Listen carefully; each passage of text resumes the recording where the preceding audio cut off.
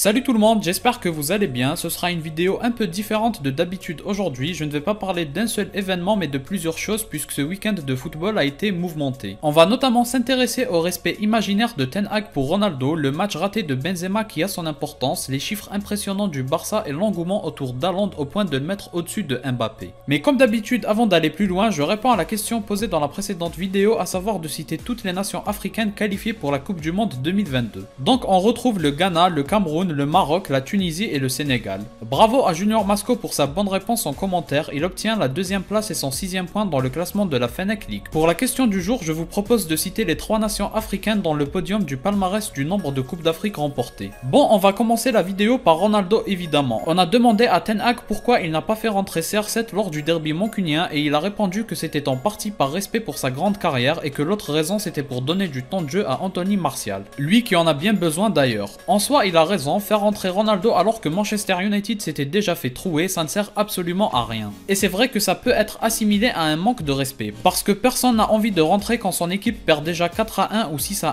Bref, bien que ce soit vrai, Ten Hag et sa gestion de Ronaldo commencent à sérieusement me déranger personnellement. Sur ce match, d'accord, il ne fait pas débuter Ronaldo parce qu'il a enchaîné 2 matchs de 90 minutes avec le Portugal, ça c'est compréhensible. Par contre, il y a une chose qui me gêne sérieusement dans sa gestion, c'est qu'il donne de plus en plus l'impression de voir Ronaldo comme une option et non pas comme une obligation.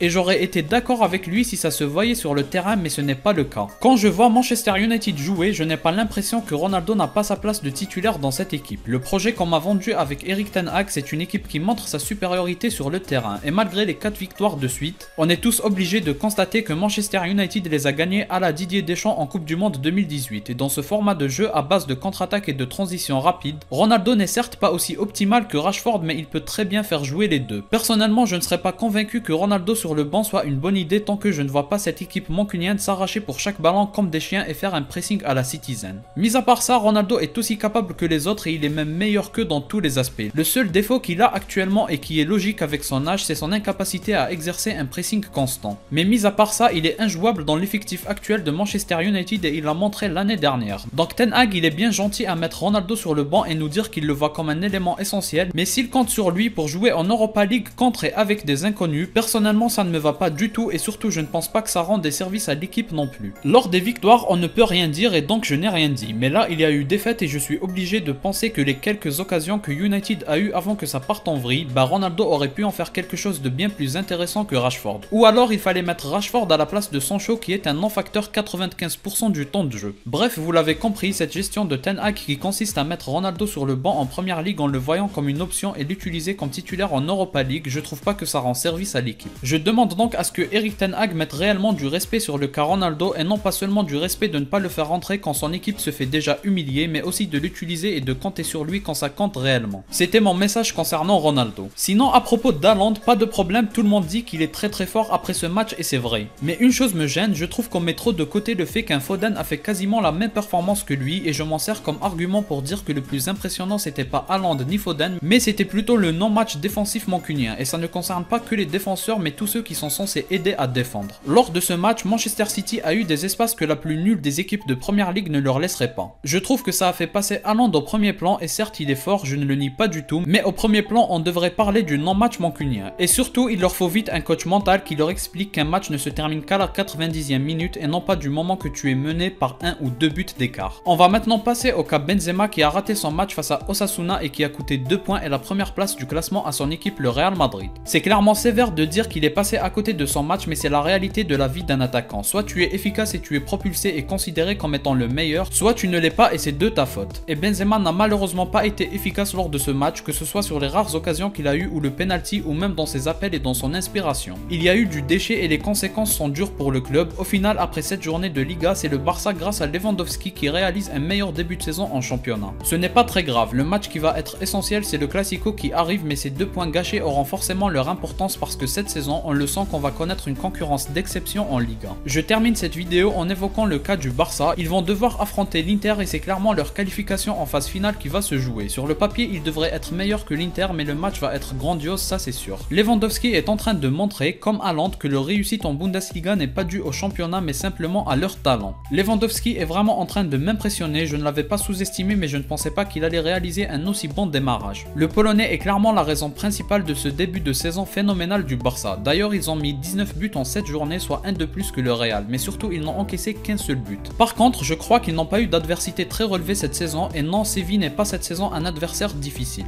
Du moins jusqu'à là, mais ça reste tout de même impressionnant le Barça cette saison en Ligue 1. Il leur faudra bien sûr confirmer comme le Real l'a fait face à l'Atlético Madrid avec le calendrier très chaud qui les attend. Voilà donc mon avis et mes impressions sur quelques sujets qui font l'actualité du foot en ce moment. Il y a eu beaucoup d'autres choses à évoquer, je le ferai peut-être ou peut-être pas, mais en tout cas le foot va bien nous divertir cette saison. Si vous avez aimé, laissez un like, commentez, partagez et abonnez-vous pour me soutenir. Moi je vous dis à la prochaine, portez-vous bien.